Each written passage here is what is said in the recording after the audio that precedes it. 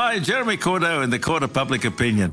I'm just on air here to let you know that we'll be live streaming the Court of Public Opinion every Friday between 9 o'clock and 12 on jeremycordeaux.com. Please join us. We'd love to have you.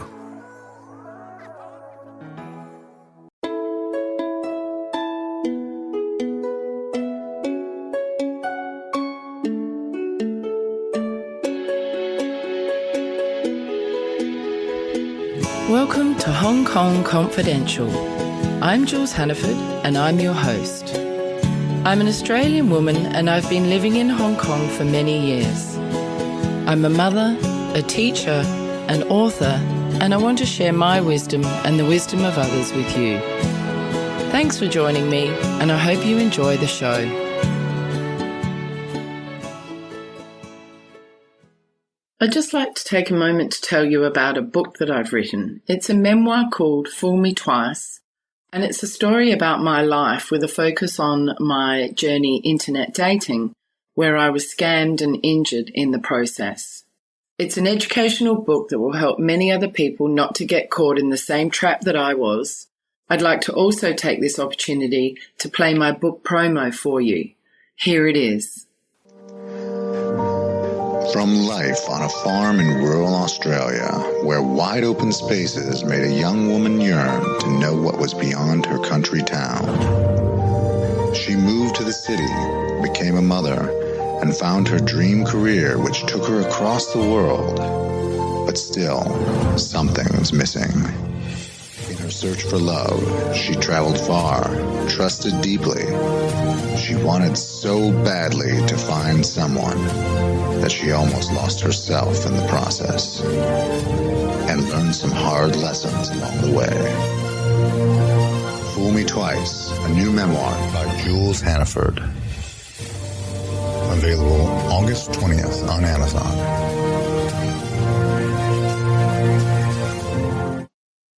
Today I'm here with Mehek Gidwani. Hi Mehek, thank you so much for joining me today. Hey Jules. It's great to have you here. Mehek, did you grow up in Hong Kong? I did, born and raised.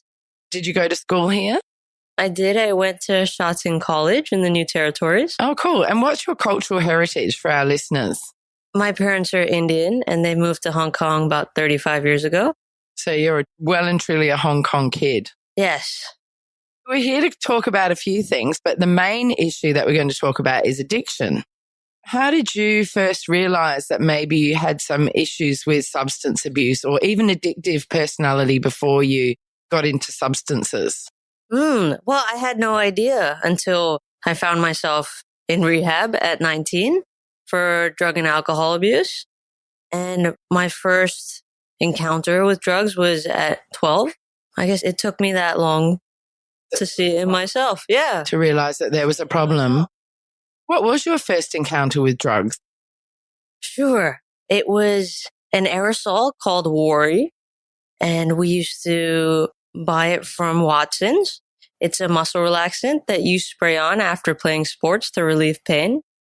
And I was out one Saturday with some friends at a shopping mall, just outside the shopping mall. And there's a group of us that were sitting in the stairwell, and there was a few of us sitting outside, and we'd been there for hours. Literally. And coming out of the stairwell, there was laughter, and it was coming to, I don't know, maybe about 4 or 5 o'clock that day. And I was getting really bored and frustrated. I was thinking, we've been here all day. This is my weekend. What are we doing? And so I plucked up enough courage to walk into the stairwell to the group of people that were sitting there and say to them, what are you guys doing? Let's go do something fun. What's going on? And as soon as I said that, one of my friends, he puts his sleeve in my mouth. And the next thing I know, it feels like I'm looking through a fisheye lens. I could hear bells in my head. Everyone was laughing, and I felt like the world was sort of tilting onto the left. A few minutes later, I come back to, and I realize that my head is the one that's tilting. I'm drooling out of one side of my mouth. And what had happened is that my friend had sprayed some Worry on his sleeve, and he'd put it in my mouth. And how we used to use it was that we'd suck it up and it would cause a 2 to 3 minute high. Were you scared the first time that happened because you didn't know what was going on? I was terrified. There was a great reward that came right afterwards. Right after I felt like I was the center of attention and everyone was laughing. And all of a sudden I was no longer outside the stairwell. I was inside. So I was part of the group. And it felt like quite a magical out of this world experience as well. That's so interesting. So it was more the actual fitting in and being part of the group than the drug itself, or that experience, that high that you were hooked on. Is that correct? Is that what I'm hearing? I think in that moment, the sense of belonging definitely gave me more joy than the drug itself. Yeah, I would agree with that. Why did you continue then? Because did you know that it was bad for you? Did you know that you could die from it? Did you know it was dangerous? No, at that point, I didn't even relate it to a drug because it was sold legally in Watson's and I had no association with it being a drug or that it could be used like other drugs. So that was the first time. And I guess the second time was not too long after at a friend's house. It was the same group of friends. And it was similar in the sense that we were just hanging out and then it was there. And I thought to myself, I've done it before. It was fun. I did get a reward out of it. And so then it happened again. And then I guess it went from once a month to that second time, maybe twice a month. And then it started showing up on the weekends more. And I remember it got to the point where I started doing it after school, maybe once, twice, 3 times. And I remember the first time I did it at home in my room alone. And I did it one evening. I was watching TV. The lights were all out. And I'd pulled it out of my drawer and I'd had a bit. And I remember thinking right after that, something's wrong with the fact that I just did it alone. And my parents were right outside. And I remember feeling scared and thinking, I'm not going to do that again. Oh, that's so interesting. So once the social aspect of it was removed and you were doing it on your own, that was kind of your first inkling that it wasn't a good thing to be doing. Yeah. Okay. And then did you continue doing what would you call it? It was called Worry. Worry. Continue doing the Worry? So I did it for about 1.5 years, maybe 2 years. And then the next drug I encountered was ketamine. What? Straight from Worry to ketamine? I guess so. What? Who does that? It's crazy. I mean, I'm not judging, but wow, that's hectic. So how old were you when you encountered ketamine? And tell me that story. Okay, so I was 13. We were at a shisha bar at Mongkok. Can I just on a Friday night? Can I just stop you there and find out what you were doing at a shisha bar in Mongkok at the age of 13? How did you even find yourself there? Well, as far as I can remember, one of my friends thought this was a really cool thing to be doing. And so you all just went off. We went off. Did you have any idea where your parents thought you were? But it could have been anywhere, right? A shopping mall, a cinema. Because as kids in Hong Kong, it's very safe. And parents often let their children go off and do different things on their own or in groups of people because it is so safe. Yeah, transportation's easy. And so anyway, at the shisha bar, how did you go from shisha to ketamine? Well, we all go into the bathroom, this tiny cubicle, and I'm protesting. What are we doing in this small cubicle? Once again, I'm the one protesting. And next thing I know, there's some white powder and they're telling me to take it. And I'm scared. I was very terrified this time and I didn't know what it was and they wouldn't tell me. And that reward that we talked about earlier, feeling part of the group, being liked by these people and having somewhere and people to go out with on a Friday night. And I didn't want to lose that. So I took it. Is that the reason why you decided to do it? It wasn't because you're a massive risk taker or you had depression or any of that sort of thing. It's just to fit in, was it, with your friends? Well, I was very far from a risk taker. I was quite a shy, quiet child. And in primary school, I got bullied quite a lot. And I remember when I graduated from primary school, I made an admission to myself that would never happen again. That I wouldn't let anyone bully me and that I was going to be one of the cool kids. So I guess this was part of me doing that for myself. Trying to fit in with the cool kids. Yeah. So let's leave the ketamine just for a second in the toilet in Mongkok and talk to me a little bit about the bullying at primary school. What did that look like and how did it feel? Well, I was one of the very few Indian kids at my school in Sha Tin, and I would get picked on for having darker skin and having a lot of hair on my body. So one thing that really hurt me as a child was that they used to call me Hairy Eddie. Oh. Yeah. And it's taken me years to even be able to say that out loud. That's really sad. Yeah. So I guess that sense of being different, of being an outsider. You were mainly with Chinese kids? Yeah, predominantly. And what sort of things would they do apart from the name calling? I guess the other side of it was that I played with the boys a lot and I played a lot of sports and I'm quite masculine. And the guys were always quite rough. I guess they just treated me like another guy. But being a girl, it would hurt. And they'd shove me during soccer and push me around. And I remember one of them particularly having some pushback around a girl joining like the boys' birthday party or playing soccer or playing the boys' games. That's interesting because often in primary school, kids aren't so bothered about gender roles. That's true. Yeah. Yeah. But there was a boy that didn't want a girl being involved. Yeah. How did that affect you? Do you think that played into your shyness? It definitely played into my self-esteem and my self-worth. And I remember being fairly confident before going to primary school and then a lot of that being smashed in those first few years. And were your parents aware that you were being bullied at school? No. Did you tell anyone, teachers, friends? As far as I can remember, no. Why do you think that is? I'm not sure. I can guess. I'm not too sure. Perhaps if I said it out loud, then it would be true, or I would have to feel the pain. And I think also some people don't say anything about being bullied because they're worried if the kids are called into question, then they will get bullied more. Exactly. It would just get worse. Okay, so you were kind of a shy kid who was bullied at primary school, didn't fit in, pretty masculine, got called names. And then you find yourself back in the bar with the ketamine in Mongkok at 13. Yes. Trying to fit in with this group of kids. You did the drug. What did it feel like the first time you took it? Honestly, I can't remember. Well, that's ketamine, isn't it? It's for those people out there who are listening, ketamine is a horse tranquilizer. And quite often people go into what is called the K-hole where they don't really remember anything. So it always beats me why people would even take it as a drug. So anyway, where did you go from there? Did you continue to do ketamine with your friends? I did for about another 2 years. And similar to what you just shared, after that, when I tried other drugs and I was able to look back, I was able to see that actually ketamine was far from enjoyable. Yeah, what's the point? But it was the best I knew at that time. Yeah, and that's what was available to you, I guess. Yeah, and I guess that's what my group of friends were doing. What were the other drugs that you tried as a teenager? Well, later on, I tried ecstasy.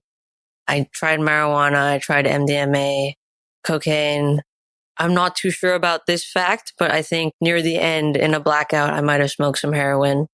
That's what it felt like. That's kind of the long story. And what was your drug of choice? Ultimately, it ended up being marijuana, which I found after the ketamine.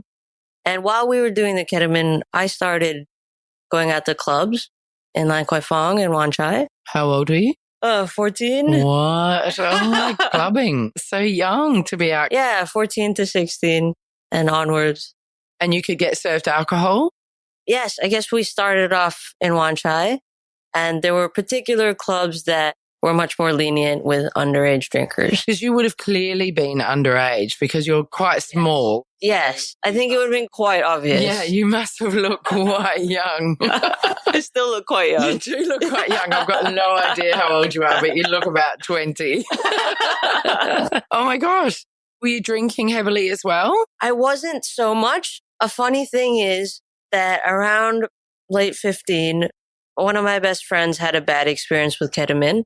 And I'd started asking myself, why am I doing this thing that I don't really enjoy so much? And after she had that experience, I decided to stop using it.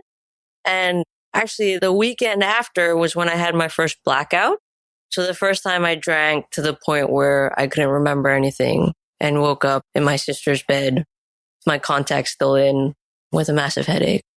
And so when I stopped using the ketamine was when my drinking started to escalate. The other pattern that I noticed was that as soon as I stopped the ketamine was when I started smoking marijuana. Oh, interesting. Yeah. So you replaced one drug with another. Exactly. So the worry, the muscle relaxant, switched to ketamine.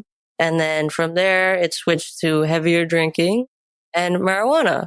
how did taking all of these drugs impact you in your teen years from an academic point of view, from a social point of view, and from a family point of view? For sort of the middle part of my teens, I couldn't see much of an impact. My academics were sort of reasonable to high, depending how much effort I was putting in or not putting in. I still had friends at school. I was playing basketball. My family life was quite normal. They didn't see anything different, especially, I guess, because I grew up as a shy child. I didn't speak to them that much about what was going on anyway. So it wasn't a real change for them because you were sort of withdrawn anyway. Yeah, and things at school were going quite normally, well, even in many respects. In a way, you didn't have any real sort of serious problems doing all of this drinking and taking drugs. There was no indicators. Yes. I'm sure there was effects on my health that I didn't know about yet. And I mean, just hearing about a 13-year-old doing ketamine is shocking in itself. Absolutely shocking. And that's something I had no sort of perception of at that time. Oh, did you have any drug and alcohol education at school? Yes. Did that have any impact on you, or did it make you kind of go, oh, that's me, or I shouldn't be doing this? My answer right now is that it must have. I don't particularly remember. Then how did you find yourself in treatment or rehab at the age of 19? What led you to end up there? At about 17, 18, at the end of my IB at Charlton College, was when the effects started to show up for me. What were they?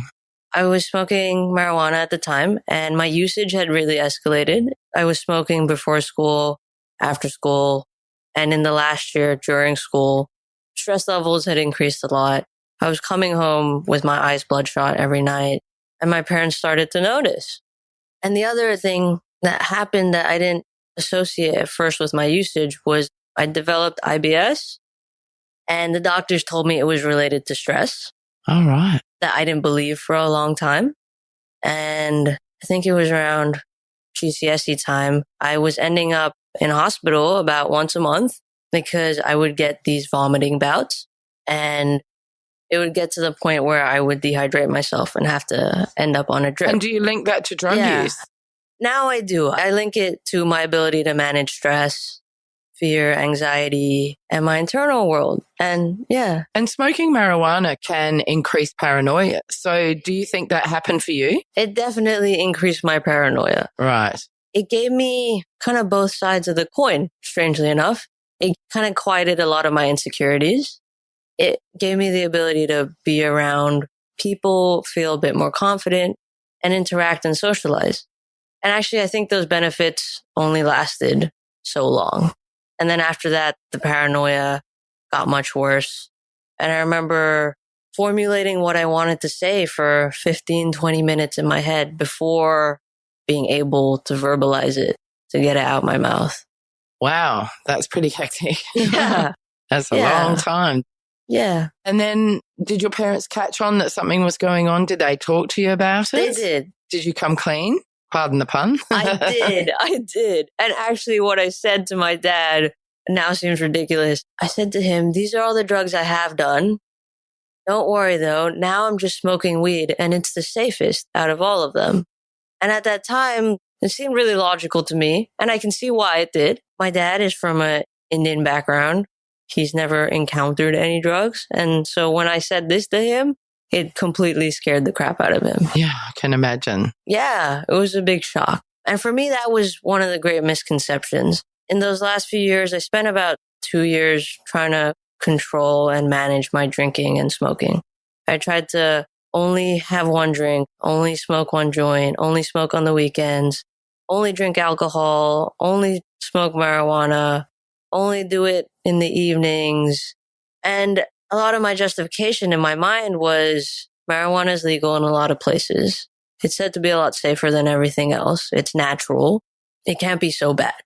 And I guess what it was for me was that my usage had gotten to such a state that in university, I couldn't sleep without it. I couldn't leave my dorm room without it because my anxiety was so intense. I was struggling to eat normally. My paranoia had seriously escalated. I was having hallucinations in university, and there was a lot of misconception. You mean misconception that smoking marijuana is safe? Is that what you mean? When I say that, no, I mean, I had a lot of stories or fantasies. I was very disconnected from reality. Oh, so you had a lot of misconceptions about what really was going on in your life at the time. Yeah. So believing in things that weren't really real. Yeah, I was so stuck in my head to the extent that I thought I had been abducted by aliens in my sleep and returned back to Earth. Had you been watching the X-Files or something? I guess I was learning a lot about extraterrestrials. Yeah. Yeah. And so in some respects, that's not so out of this world. What else did you believe? Things like that my friends were talking about me behind my back, or that this person believed this and there's some sort of conspiracy theory. Did you actually hear voices or anything like that as well? While I was in rehab, I did. Interesting. Yeah. So it's really interesting because some people would believe that marijuana and alcohol couldn't have such a severe effect on your psyche. But obviously, if you do it for long enough and do it intensely enough and you're not taking care of yourself, it can. Yeah, and that's what I found out as well. And is it true to say that if you have a genetic predisposition to a mental health issue, that marijuana in particular can be a trigger for it and other drugs? Yes. Yeah. So perhaps do you feel like that's what happens? When it comes to addiction, there's lots of different schools of thought. Sure. There's the nature versus nurture argument. So do people get addicted because they're predisposed to addiction? Or is it their life circumstances that mean that when they find the drugs or the alcohol, they take it in a way that it becomes very addictive and destructive? Do you have an opinion on which school of thought is correct? For a long time, I've spent time in the nature school of thought. And in the last year or so, I'm moving towards nurture much more strongly. Okay. Yeah. And there's a doctor, his name's Dr. Gabor Mate, and he's a predominant addiction expert right now. And he believes that a lot of addiction is caused by childhood trauma. And he says that, yes, perhaps there is a gene that predisposes some people towards addiction. However, if it's not activated by their environment, then it's not definite that they'll end up in an addictive situation. Yeah, that's an interesting theory for sure. Yeah. If you look back on your childhood, did you have any traumatic events in your childhood apart from being bullied? Honestly, it's the journey I'm on in therapy right now, and I have been in about the last year or two, to figure out if that theory is real, what's my trauma? And what I've learned is that trauma can be very subtle. Yeah, it could be the bullying. Yeah, it could very be that. well might be. Yeah. I did do a recovery coach training course. And what their definition for trauma was anything that's beyond our emotional and psychological capacity to understand. So at that age, many things are. Yeah. Most things are. Yeah. It doesn't have to be a huge catastrophic event that can have such an impact on your life. It could be something small like losing your first tooth or anything. You just don't know. Yeah, we just don't know. So you were having all these paranoid hallucinations and you realized things weren't going well at university and things weren't right. What did you do? So I failed my first year of university, not on purpose. I had failed my first year of university and I'd flown back for the second year, not knowing this. I hadn't told my family that I'd failed. And I spent the first few weeks of term just kind of hanging out and not telling anyone what's going on.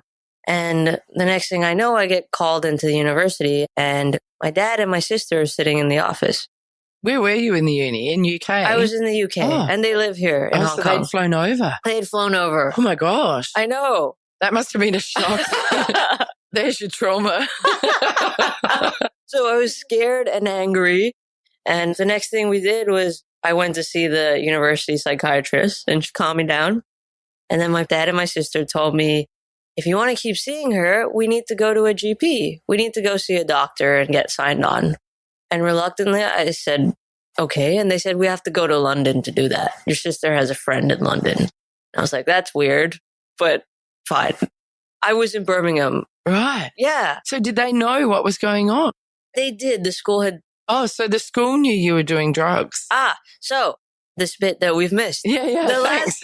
Could you please join the dots for me, Mehek? The last 2 years of school here in Hong Kong, it'd become really obvious that I had a problem. And my family had a few interventions with me. The first one was at home. The second one was with a therapist. And they were strongly trying to get me help and get me to go to rehab. And I was fighting with everything I had not to do that. I thought I didn't have a problem. Stopping was the last thing I wanted to do. And lastly, I was terrified. I couldn't even get out of bed, let alone imagining a whole month in a foreign country with people I don't know, in a place I don't know. So they were trying to convince me to go. And, well, it was terrifying. Imagining not being able to use the one thing that gave me relief, comfort, safety, security. And then on top of that, I was 19 years old, being in a foreign country with people I don't know, living there for a month. And all that was really scary. And I can see I wasn't able to verbalize any of that at the time. Instead, I did things like walk out of our therapy session. I was aggressive and I would get very angry and rageful and lash back at them.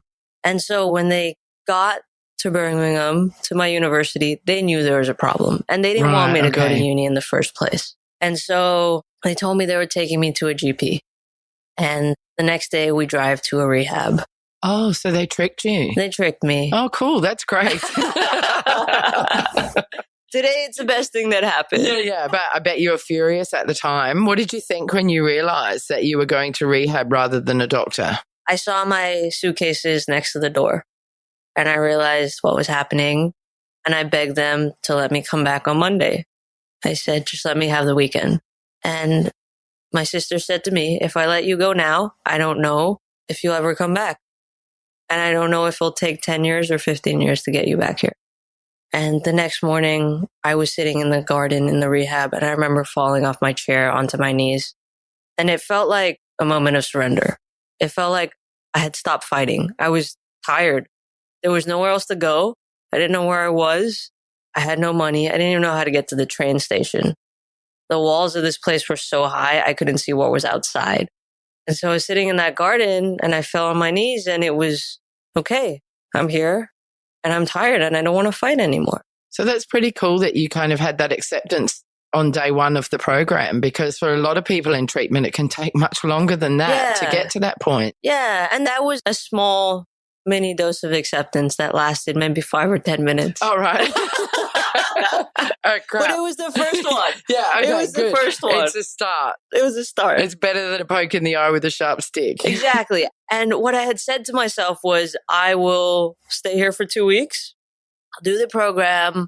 I'll make them happy. I'll stay here for 2 weeks. Then I can go back out and do what I like. Oh, okay. So it wasn't that much acceptance at all. It was just sort of giving over a little bit.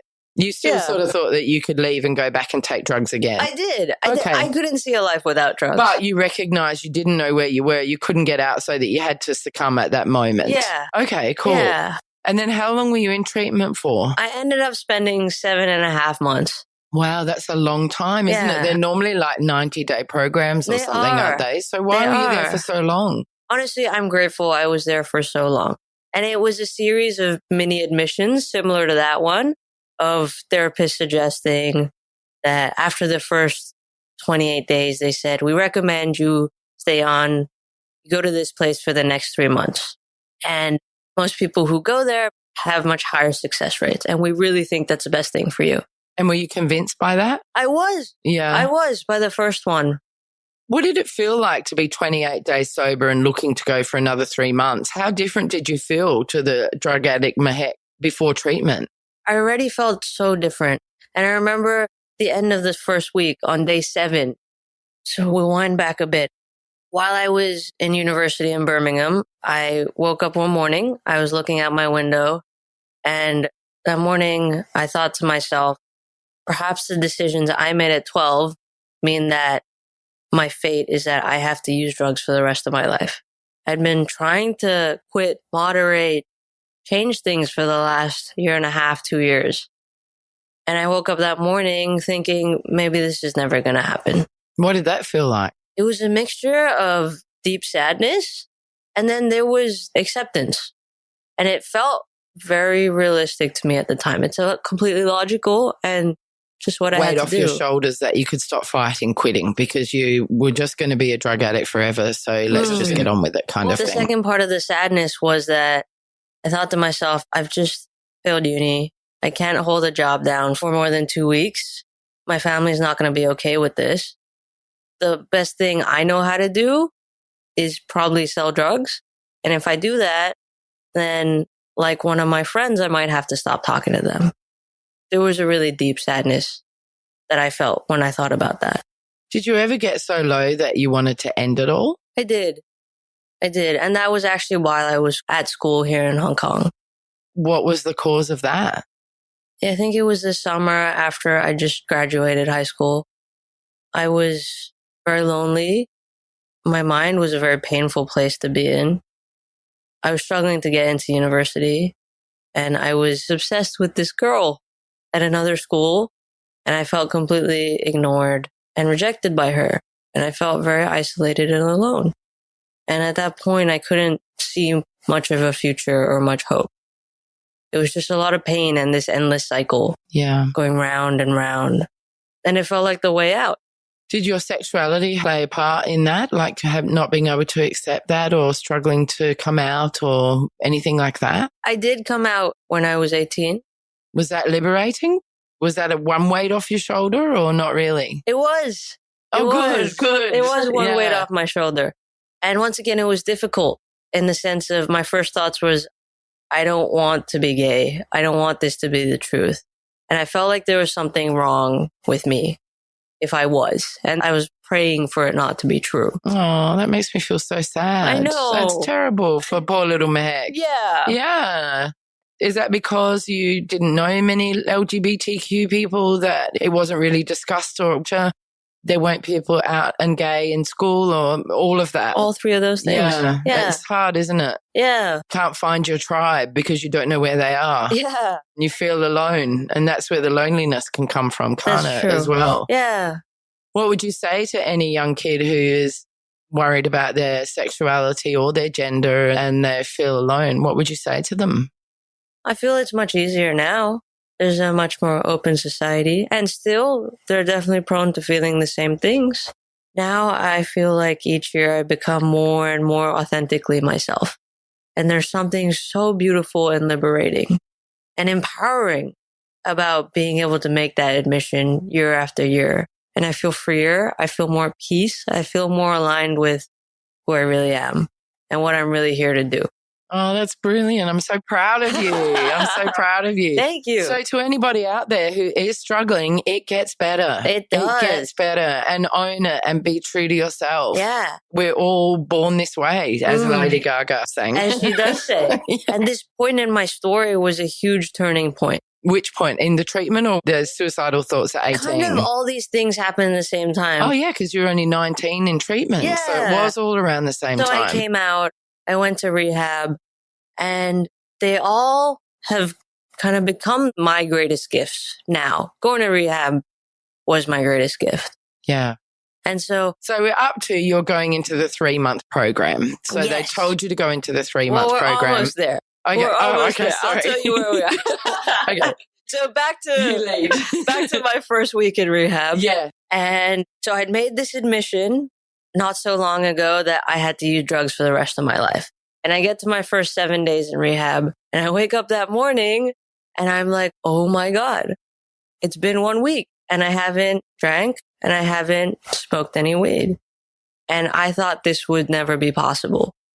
And what did that feel like? Oh Did you my feel God. so proud or happy, alive? There was hope and I felt alive. And that person who wanted to kill themselves for the first time in a long time, it was like, oh my God, maybe it's going to be okay. Oh, that's great. That's important, isn't it? For everybody to maintain hope, even in the darkest times. Definitely. So it's great that you got that little bit of hope. And so that grew over the next few months, interchanged with thoughts of, oh my God, this is too painful. I miss my friends. I should just go back. In the second treatment center, I was waking up. We had to be downstairs for meditation at 7:30 with our rooms cleaned. It's like boarding school. And there was about 2 months, 2 or 3 months where I woke up every day and I was so angry. 2 or 3 months. Yeah. Right, And the anger would wear off maybe 1 or 2 months. Check my honesty there. The anger would wear off shortly after. However, those moments when I first woke up, I was always just full of anger. And what were you angry about? Honestly, I have no idea. Oh, come on, dig deeper. Because I had to wake up at that time. Yeah, there you go. Oh my God, we're doing this again. Yeah. It's another one of these days. Groundhog Day. What sort of things did you do in treatment? Was it group therapy, individual therapy, art therapy? Did they give you medication? Did you have family therapy? Rehab was a trip. It was all of those things. Group therapy, art therapy, individual therapy. I was on medication for about the first month, maybe a little bit over the first month. We did volunteer work. We went to 12-step meetings. So I went to Narcotics Anonymous predominantly. We did that 4 times a week. And that later became a big part of my support structure. And that's still something I do today. So you still do the NA and the AA program? I do. And you still do the 12 steps? I do. They are a way of life. Yeah. And it can work for so many people, can't it? It can. And honestly, not only people with addiction, I've started seeing it as a spiritual path. Right. And that's really where it originates from. Sort of like any other spiritual path, it offers a new way of life. And I know one of the 12 steps, I've always wondered this, one of the 12 steps, and I don't know which one it is you've got to give yourself over to a higher power, right? Yes. So how does NA then work for people who are not religious or atheists? Can it work for them? Yes, it can. It can. And we do have meetings for agnostics and atheists. You still have this rule of the higher power, but is it not seen as perhaps like God, but seen as something else? Yeah, so it's similar to that moment in rehab when I fell on my knees. That step is really about surrender. Okay, that's beautiful. Yeah, it's about putting aside my ideas and preconceptions about how things work and just being open to a new way.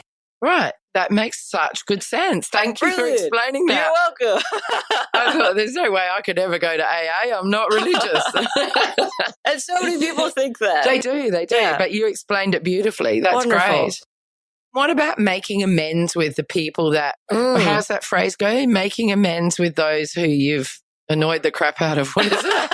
Exactly. Yeah, who you've harmed. Yes. So did you have to go back to your sister and your parents and friends from school or anything like that? Yeah, so that step is 9. We directly made amends wherever possible to those we had harmed. And essentially what that's about 2 things. 1, alleviating all my guilt and shame so I don't have to carry it around anymore. So I don't have to hide from people. And 2, it's about rebuilding the world I destroyed. So not only apologizing for any harm I did for other people, but rebuilding that connection. So I might avoid someone because I did something 7 years ago that I'm really embarrassed about. But that step is there so that I don't have to. I have a tool that I can just go up to them and say, sorry, I did that. That's where I was in my life. And the amends I make today is that I no longer treat that people that way. Yeah, that's really beautiful as well. And that makes so much sense too. When you finished this 7 months of treatment, have you been sober since then or have you ever relapsed? I have. Congratulations. Yeah. That's amazing. Thank you. That's absolutely brilliant. Incredible gift. That is brilliant. And do you feel that you've been able to succeed at being sober because you were in treatment for so long and you continue to work the program? Yes. Are they 2 key things? Yes, they have been for me. And actually, I ended up spending the rest of that first year in the town that I went to rehab in. It was an adjustment period. So I moved into an apartment. Is that sober living? A sober living apartment? Or is that an American concept? Because you're in the UK. They used to have a sober living house. Recovering addicts who had left the rehab would live together and they would have therapy once a week and they would have sort of like group meetings with everyone who lived there. But you didn't do that. You just stayed in the town. That no longer existed by the time I had finished rehab. So I moved into an apartment close by. There was a good community. I was going into the rehab a few times a week. I started a volunteer job. They helped me build a CV. They helped me learn how to cook for myself and start building a life outside once again. Yeah, building all these life skills that you didn't have because you're too busy taking drugs. You hadn't developed them. Exactly. Oh, that's great. Yeah. So there was time and space for me to readjust to life, this new way of life on my own, with the guidance, assistance, and support of them nearby. And how did you find yourself back in Hong Kong? Well, as soon as I came back, I reached out to Narcotics Anonymous. So once again, I had community. And it is a bit like having friends and family who really understand, isn't it? Yeah. It is a real community. And do you have correct me if I'm wrong, is it called a coach? Oh, a sponsor. Sponsor. Sorry, that's the word I was looking for. All good. There's lots of jargon, right? Yeah. So did you have a sponsor when you first came back, and do you still maintain that relationship, or are you at a point where you don't need that? I still have a sponsor. I had one when I came back. And is that helpful? Like, you call somebody and go, I'm wobbly, I'm struggling, and they'll help you get back on track? Yeah, that's part of what a sponsor does. The main job is for them to take you through the 12 steps. And so when I had first moved back to Hong Kong, I'd only done the first 3. So my first sponsor took me through the rest of them. And once again, it's offered as a blueprint for life. So my old way of living was based a lot around, there was a lot of pain. There was a lot of fear. And then I developed all these habits around dishonesty, stealing, hiding my feelings, isolating when I felt upset. And all those things were really unhelpful. And did you have to unlearn them? Yeah. And I had to learn new skills. And so the 12 steps taught me that stuff. Really underpins the moral fiber of yourself and the community. It taught me some morals. Yeah, that's good. Yeah. And spiritual principles is what it's based on. Honesty, willingness, open-mindedness. How can I give instead of look for what I can gain? And so those things help me so much in my life, and they continue to. That's awesome. Yeah. And you've been giving back to the Hong Kong community by working with Kelly Support. You used to work with them, and you were going into schools and talking to kids about drugs and alcohol and educating them. How's that been? It's been incredible. My addiction, first of all, going to rehab gave me the gift of a possibility of living a brand new life. And then it gave me like a guide for living. As an offer, do you want this? It could be helpful. You've been functioning on staying very private, self-loathing, isolating. Here's a new opportunity. You can try something different. And now I've just started a recovery coaching practice. Great. And I trained as a professional recovery coach. Congratulations. Thank you. That's great. And have you started your own addiction recovery business in Hong Kong? I have done. And I also just went to India to do great. yoga so you can combine training. the two. Exactly. And it related very closely as to how we can treat the body, the mind, and the spiritual aspect of ourselves, and how it was affected by addiction through yoga. And so for me, it's a marriage of East and West approaches. Yeah, that's really nice, isn't it? So it's really holistic. Exactly. And it's about the whole self, not just about the mind and the behaviors, but it's about your entire well-being. Yeah. And so we look at how did addiction affect this person's body? Addiction did a lot of damage to my nervous system. If we look at the example of IBS, it messes up brain chemistry, the production of adrenaline and serotonin and dopamine, and that balance in the body. I had completely lost peace of mind, my ability to focus, and then my spirit. I lost meaning and purpose and hope. And so we look at how has addiction really affected this person, and how can we recover these things? And out of all those things, is there any of that they never had growing up anyway? Can you often see gaps in people's childhoods in those areas? I feel like for myself, there were some motives for me to use drugs, feeling part of the group, feeling worthwhile, like I was enough. Being noticed, fitting in, all of that. Yeah, being center of attention. Yeah, and those skills I never learned as a child. Yeah. And drugs gave me those. And so coming out of rehab, I needed to learn new ways of being able to achieve and find those things in a way that was going to nurture me. So we look at how can we do that for someone today? Because that's what I was searching for all along anyway. Yeah. Well, that's amazing. Do you have a centre here? Do you work with other practitioners? Are you just starting up on your own? What's it look like? Well, right now it's just me. I have professionals that are teaching me and helping me move forward with this. I guess that's why I say we. Yeah. Because I feel like I'm supported you're part in of it. a team. Yeah, you are. They support me so I can help other people.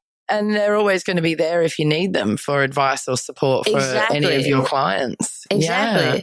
So I offer addiction education. Yes, in schools. Yeah, great. And to corporates. And Mehek, ladies and gentlemen, has been into my school and done many workshops, and she's absolutely amazing. You've been great. The kids love you, and it's great for them to learn from somebody young and who's been there. Thank you. And I think that's also what makes an amazing addiction counsellor. You almost have to have done the hard yards yourself. You've got to have been through it to be able to truly understand what that person is going through.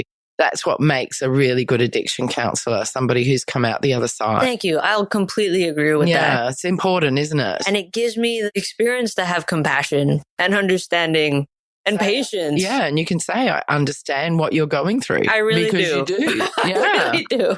Yeah. So it's addiction education. And I also offer holistic coaching, whether that's in a group setting or one-on-one setting for a variety of addictions. Great. So drugs, shopping, sex, alcohol, cigarettes. Exactly. I'm sure there's others. Gaming. Yes. Stuff like that. Yes. And you know what? That's something that's lacking in Hong Kong. There's not many people here who really are able to deal with addiction. Completely agree. And addiction therapy. I mean, there are some, but I think the need is greater than what's on offer. I agree. So your business should really take off. Thank you. Yeah, fingers crossed. And I think also schools in Hong Kong, particularly international schools, are looking at these issues a lot more. So hopefully you'll get called into schools more. And also the work that you've done with Kelly in the past will stand you in good stead for getting work independently as a addiction counsellor or addiction educator in schools. Yeah, whatever is most helpful. What advice would you give to anybody struggling with addiction? So I thought about this question before coming in. I think if someone is clearly in pain and they think that they might or they might not, the best thing to do is to start asking for help. And I know for me, I did that in moments of deep pain and actually like not full consciousness. I asked for help. I asked my mom on a few occasions late at night in tears, I don't know what to do and help me. And if I didn't ask, no one would know that I needed it or wanted it. And then the other thing that I feel is really important is to start being honest about what's going on. And I know I lied to my therapist quite a lot about my usage. Yeah. And what's the point? You're in therapy. Put it all out on the table. It's true. And no one can help. Why do you think you lied? Is it shame? I was trying to protect the behavior. I didn't want to stop at that time. Right. So if you minimized it, then you'd get off a bit lightly, hopefully. Yeah, exactly. Okay. Hopefully. Yeah. But thankfully you didn't. No. Yeah. And as long as, if no one knows the truth, they can't help me. And it might be a much smaller problem than someone thinks. It might be bigger. We don't know. It could be absolutely anything. But if we're not talking to the people in our lives and reaching out, then we're just left alone. And what is the definition of addiction? There's many out there. What resonates with you? One of the simplest and more contemporary definitions is by a man named Tommy Rosen, who I just did my yoga teacher training with. His definition is an addiction is any behavior you continue to do despite it bringing negative consequences into your life. That makes Very perfect simple. sense. That's exactly what I thought you would say. Okay, brilliant. That's great. Oh, nice. So, Mehek, if you could go back and change anything about your life, would you? No, it's made me who I am today. And as I said, it became my greatest gift. If I hadn't gone to rehab, I would still be drinking moderately, like most people. I would probably have a corporate job. I would probably be doing the things I thought I should be doing or society tells me to do, or the things that I think are going to make me happy. Going to rehab was an opportunity. All those ideas were kind of smashed. And all of a sudden, I had a blank slate. I was given the opportunity where my past was wiped clean. I could be anything and do anything I wanted. And it gave me all these tools of self-inquiry. It taught me about meditation and all these things I've really come to love and have become such gifts in my life. Oh, that's beautiful. Yeah. Given what you know now, do you wish you'd known as a teenager? Seeming that I have no regrets about my past, the teen me just where they needed to be. That path. Yeah. If I was speaking to a teenager today, then I guess one thing that we've spoken already is that the courage to be yourself. And I feel like teenagers have a real ability to see the truth for what it is. And they haven't had a lot of the messages that we receive as we move into life about, oh, you need to have this house, this car, you need to have the 2 kids and this fancy job in order to be accepted and to be worthwhile and valuable and happy in your life. And they haven't had a lot of this messaging yet. And so I guess what I would say to them right now is stick to what you can see as truth right now. You don't have to listen to all that stuff. There's a true knowing deep inside you. Yeah. Find your own path and walk it. Yeah. Yeah. That's beautiful. And it will bring you the greatest happiness. It will. It will. Be yourself and love yourself. Yeah. And be proud of yourself. Wonderful. Mehek, thank you so much for joining me today. This has been an inspirational conversation. If people out there listening want to get in touch with you, how can they do that? Well, I have an Instagram called Freedom Creations HK. They can also email me, Mehek Gidwani 143@gmail.com. And if people were interested in having therapy with you via Skype, were you open for that if they're not in Hong Kong? Definitely. That's something I offer through Zoom calls. I have a client right now who lives in New York. Fantastic. So anyone out there, anywhere in the world, if Mehek's story resonates with you and you need help for any kind of addiction, get in touch with her. Her details are going to be in my show notes as well, so you can check the notes there. Mehek, this has been absolutely amazing. You've made my head tingle so much. Oh, yeah, I have goosebumps as well. Thank you so much for sharing your story. And I just think it's going to make a difference in so many people's lives. And you're an incredible role model, and I'm super proud of you. Wonderful. And please ask for help if you need to. Questions, anything, even a chat.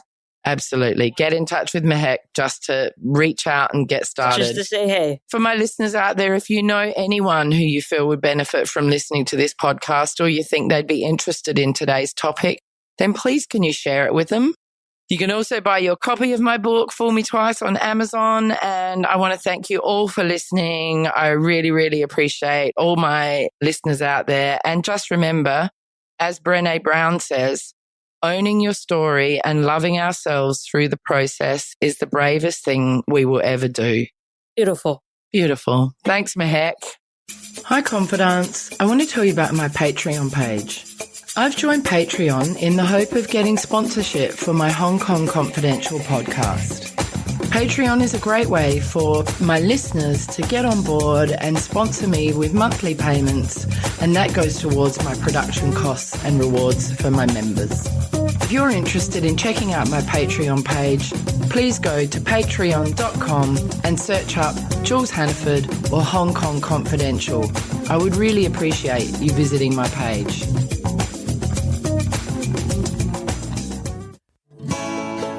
So that brings us to the end of another Hong Kong Confidential podcast. I'm Jules Hannaford. Thanks for joining me, and I hope you'll be with me again next week. If you enjoyed today's podcast, please can you go to iTunes to rate and review it?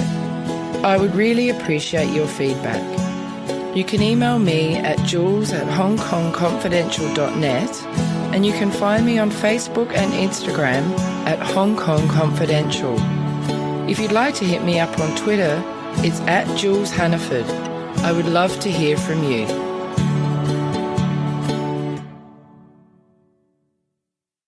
Hi, Jeremy Cordeaux in the Court of Public Opinion. I'm just on air here to let you know that we'll be live streaming the Court of Public Opinion every Friday between 9 o'clock and 12 on jeremycordeaux.com. Please join us. We'd love to have you.